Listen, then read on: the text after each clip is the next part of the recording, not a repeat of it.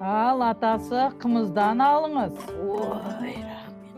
Бүгін аптаның қаншасыншы күні, кемпір-ау? Ой, атасы аптаның сенбі күні бүгін.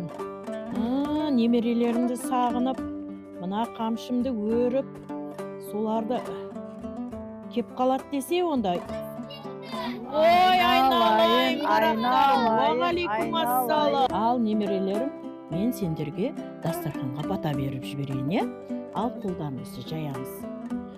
Сұрасаң бата берейін, үстем болсын мерейін. Ықыласпен қол жайсаң, ақыл тілеп төгемін. Дастарханымыз мол болсын, абыройымыз зор болсын. Аумин.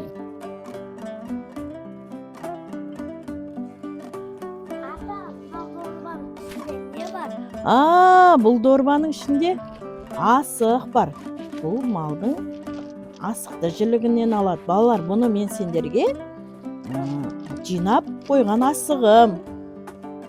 Балалар, мен сендермен хан талапай ойынын ойнағым келіп отыр. Ал апасы, біз сыртқа шығып, балаларыммен хан талапай ойынын ойнап келейік, балалар.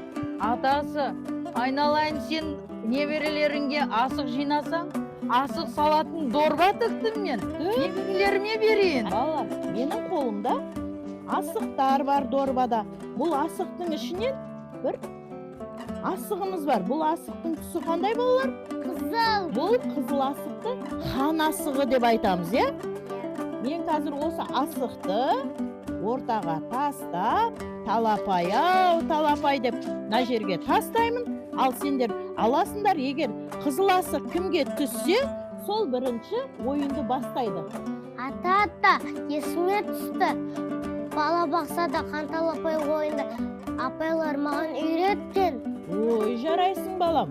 Онда бәріміз бірге ойнайық, балалар. Талапай.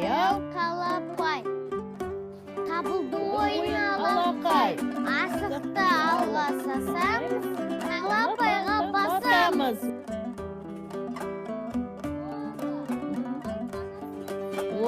Онда сен бірінші ойынды бастайсың.